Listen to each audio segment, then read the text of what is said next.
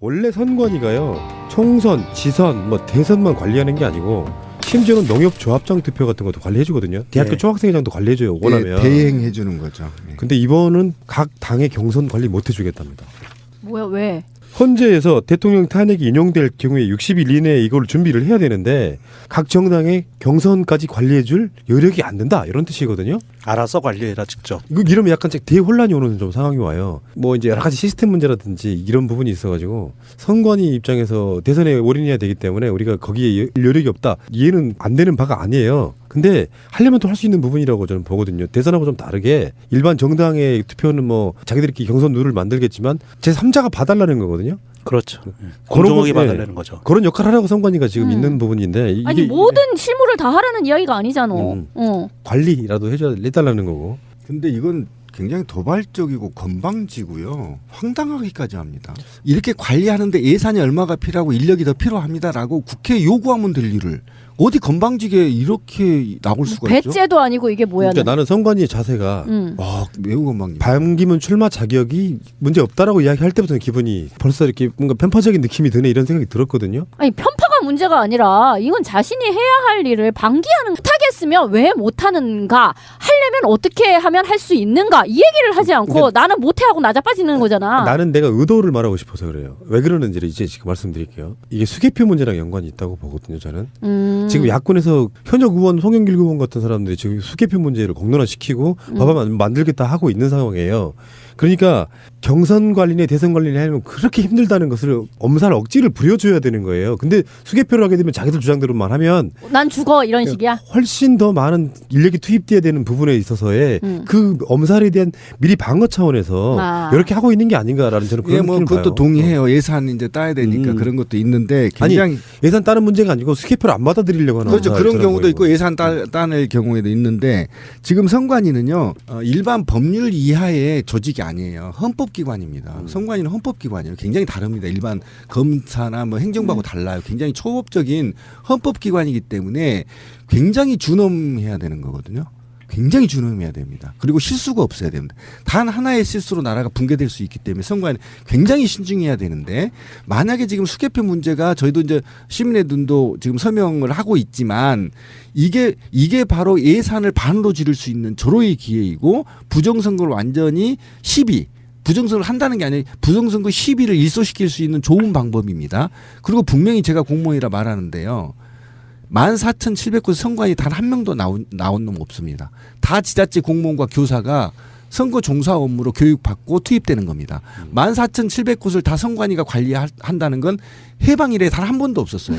어디 건방지게 그런 얘기를 합니까? 선관위들은 오히려 종사자들 교육시켜서 함으로 인해서 이게 이렇게 되면 인원이 얼마가 필요하고 예산이 얼마가 필요하고 이렇게 되면 어떤 부작이고 공개적으로 국민들한테 내놔야 할 아주 준엄한 기관이 건방지게 협박으로 자기들이 원하는 걸 획득하려고 하는 그 자체가 범죄다. 그리고 하나 더는 뭐냐면은 정권 교체가 유력시되는 야권 쪽에 데미지 줄 수도 있어요. 그럼요. 선거 관리가 공정하지 못했다라고 내부적으로 왜 예전에 통합진보당 그런 사태처럼 그렇게 될 가능성도 있기 때문에 선관위는 원래 하던 짓을 하라.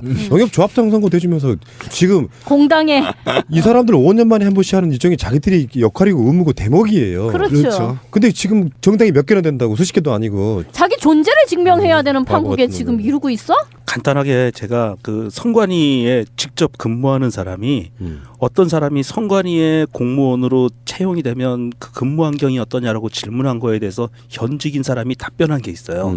간단하게 그거만 좀 언급해 드릴게요. 다른 부분은 다 빼고 선거철과 비선거철의 업무량에만 대해서 말씀을 드릴게요. 그 대통령 선거에 관계된 거는 광역시도 선관위가 굉장히 힘들다. 야근은 밥 먹듯 한다. 한 3개월에서 6개월 정도. 근데 이제 그거는 일반적인 대통령 선거고 지금과 같은 경우에는 한 2, 3개월이겠죠. 그리고 각종 수당 통장이 수시로 꽂힌다. 힘든 만큼 수당이 쏠쏠하게 들어온다. 이렇게 썼고요. 비선거철에는 한마디로 팔아다 있습니다. 그렇겠지. 하루 종일 전화 한 통 안 오고 문서 한 장 안 오고 민원 전화가 오면 직원들이 서로 돌려가면서 자기가 받겠다고 친절하게 응대해주고 할 일이 없어서 4월달 10월 정도에 보선이 있고 큰 선거가 있는 해에는 보선이 또 없어요. 등등의 그런 개념으로 굉장히 꼽아지겠지 사실은. 그러니까 아니 현직에 있는 사람이 이런 답변을 할 정도니까 좀 정신 좀 차려주세요. 김은임 메일입니다. 제기동에서 새날 방송 잘 듣고 있는 두 자로 줄여 기무라고 합니다. 최근 새누리당에 대권 후보가 없다고 해서 언론이 불임정당이라고 네이밍을 붙였죠. 심지어 진보 팟캐스트에서 나름 유명한 패널들조차도 불임정당이라는 말을 하는데요. 우리나라의 불임으로 고통받는 부부들이 얼마나 많은데 이런 말을 하는 것인가요? 가뜩이나 매일 죽고 싶고 목숨 걸고 임신하려고 시도하는 고통받는 부부들이 이런 말을 들으면 얼마나 가슴이 찢어지겠습니까? 혹시 새날에서도 불임정당이라는 말을 한 적이 있나요? 있다면 앞으로 다시는 이 말을 쓰면 안 될 것 같습니다. 장난스럽게 던진 돌에 개구리는 맞아서 죽는다는 것을 깨닫고 말 조심합시다. 제기동에서 두 자로 줄여 기무씀. 예.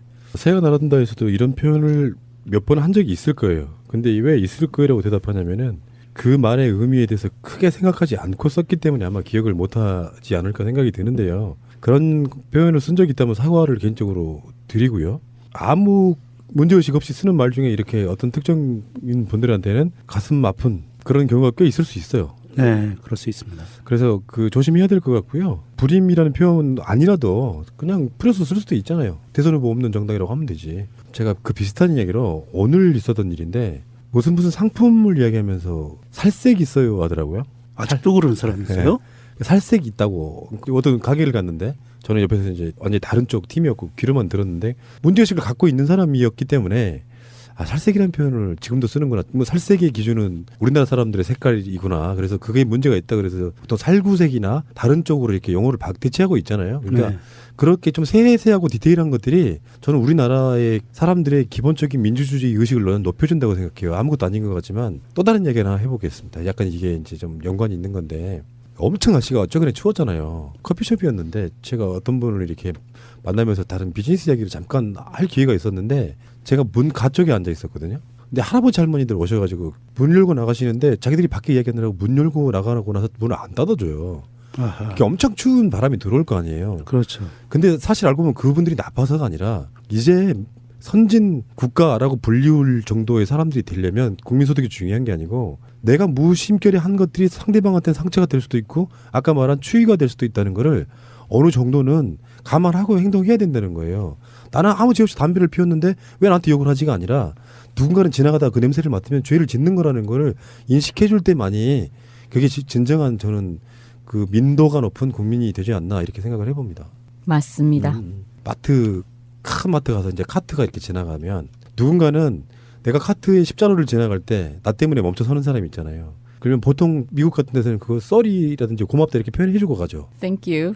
Excuse me. excuse me라는 말 되게 많이 쓰잖아요. 근데 네. 우리나라 사람들은 그게 당연하잖아요.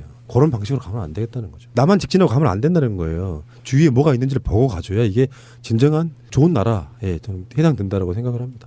맞습니다. 옳은 말씀이에요. 자, 불임정당이란 말 공식적으로 안 쓰겠습니다. 그리고 그런 표현이 나오면 제가 편집을 하겠습니다. 감사드립니다. 자, 닉네임 없음님. 그 이메일에가 보면은 보통 자기가 설정해놓은 이름이 있잖아요. 닉네임 없음이라고 되어 있더라고요. 일부러 그러신 것 같기도 하고.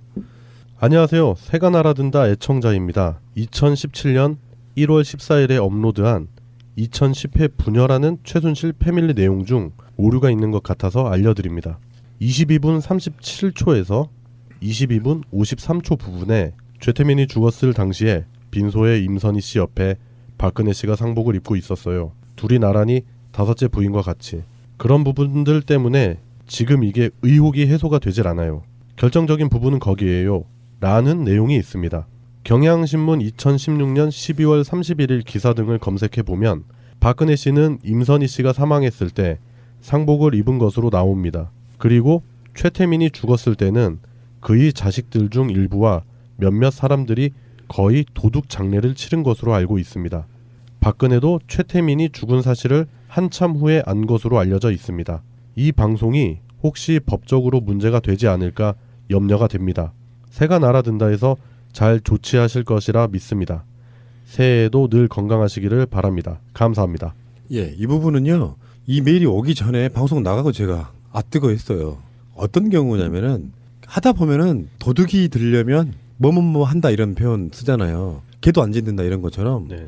방송 중간에도 그 이야기에 대해서 의문을 표시한 사람이 없고 그러니까 이게 방송을 만들다가 보면은 막 토론이 치열해지잖아요. 예. 그러면은 어쩔 때는 명백하게 틀린 팩트를 그냥 지나치고 편집하는 과정에서 안 걸러지는 경우가 가끔씩 이렇게 오류가 납니다. 완벽하게 잘못 나간 이야기고요.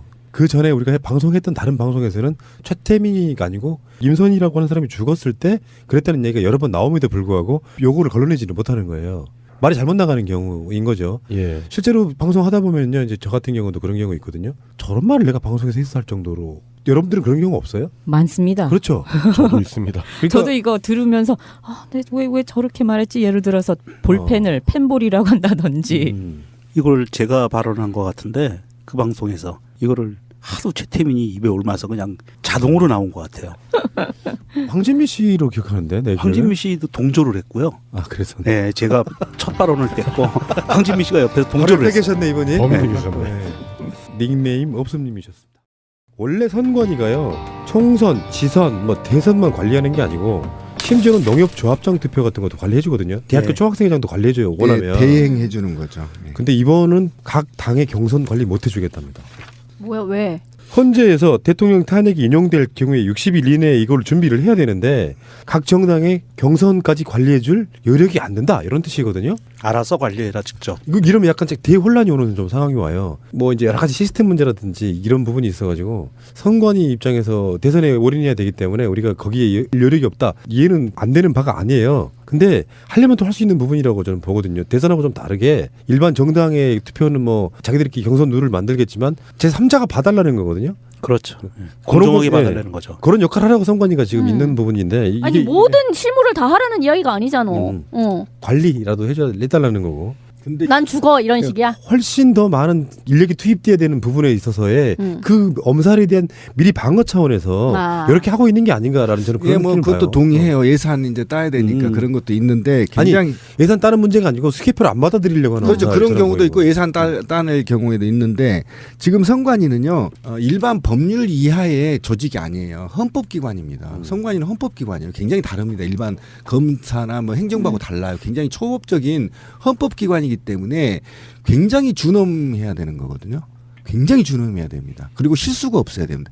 단 하나의 실수로 나라가 붕괴될 수 있기 때문에 선관위 굉장히 신중해야 되는데 만약에 지금 수개표 문제가 저희도 이제 시민의 눈도 지금 서명을 하고 있지만 이게 바로 예산을 반으로 줄일 수 있는 절호의 기회이고 부정선거를 완전히 부정선거를 한다는 게 아니라 부정선거 시비를 일소시킬 걔들이 역할이고 의무고 대목이에요. 그렇죠. 근데 지금 정당이 몇 개나 된다고 수십 개도 아니고 자기 존재를 증명해야 되는 바보 판국에 같은 지금 놈이네. 이루고 있어? 간단하게 제가 그 선관위에 직접 근무하는 사람이 어떤 사람이 선관위에 공무원으로 채용이 되면 그 근무 환경이 어떠냐라고 질문한 거에 대해서 현직인 사람이 답변한 게 있어요. 간단하게 그거만 좀 언급해 드릴게요. 다른 부분은 다 빼고 선거철과 비선거철의 업무량에만 대해서 말씀을 드릴게요. 그 대통령 선거에 관계된 거는 광역시도 선관위가 굉장히 힘들다. 야근은 밥 먹듯 한다. 한 3개월에서 6개월 정도. 근데 이제 그거는 일반적인 대통령 선거고 지금과 같은 경우에는 한 2, 3개월이겠죠. 그리고 각종 수당 통장에 수시로 꽂힌다. 힘든 만큼 수당이 쏠쏠하게 들어온다. 이렇게 썼고요. 비선거철에는 한마디로 파라다이스입니다. 이건 굉장히 도발적이고 건방지고요. 황당하기까지 합니다. 이렇게 관리하는데 예산이 얼마가 필요하고 인력이 더 필요합니다라고 국회에 요구하면 될 일을 어디 건방지게 이렇게 나올 수가 있죠? 배째도 아니고 이게 뭐야? 그러니까 나는 선관위의 자세가 와, 매우 건방집니다. 반기문 출마 자격이 문제 없다라고 이야기할 때부터는 기분이 벌써 이렇게 뭔가 편파적인 느낌이 드네 이런 생각이 들었거든요. 아니 편파가 문제가 아니라 이건 자신이 해야 할 일을 방기하는 못하겠으면 왜 못하는가 하려면 어떻게 하면 할 수 있는가 이 얘기를 하지 않고 그러니까 나는 못해 하고 나자빠지는 거잖아. 나는 내가 의도를 말하고 싶어서 그래요. 왜 그러는지를 이제 지금 말씀드릴게요. 이게 수개표 문제랑 연관이 있다고 보거든요. 저는 지금 야권에서 현역 의원 송영길 의원 같은 사람들이 지금 수개표 문제를 공론화시키고 법안 만들겠다 하고 있는 상황이에요. 그러니까 경선 관리나 대선 관리를 하려면 그렇게 힘들다는 것을 엄살 억지를 부려줘야 되는 거예요. 근데 수개표를 하게 되면 자기들 주장대로만 하면 할 수 있는 좋은 방법입니다. 그리고 분명히 제가 공무원이라 말하는데요. 14,700곳 선관위 단 한 명도 나온 놈 없습니다. 다 지자체 공무원과 교사가 선거 종사 업무로 교육받고 투입되는 겁니다. 14,700곳을 다 선관위가 관리한다는 건 해방 이래 단 한 번도 없었어요. 어디 건방지게 그런 얘기를 합니까? 선관위들은 오히려 종사자들 교육시켜서 함으로 인해서 이게 이렇게 되면 인원이 얼마가 필요하고 예산이 얼마가 필요하고 이렇게 되면 어떤 부작이고 공개적으로 국민들한테 내놔야 할 아주 준엄한 기관이 건방지게 협박으로 자기들이 원하는 걸 획득하려고 하는 그 자체가 범죄다. 그리고 하나 더는 뭐냐면은 정권 교체가 유력시되는 야권 쪽에 데미지 줄 수도 있어요. 그럼요. 선거 관리가 공정하지 못했다라고 내부적으로 왜 예전에 통합진보당 그런 사태처럼 그렇게 될 가능성도 있기 때문에 선관위는 원래 하던 짓을 하라. 영역조합장 선거 대주면서 지금 공당에 이 사람들 5년 만에 한 번씩 하는 일정이 자기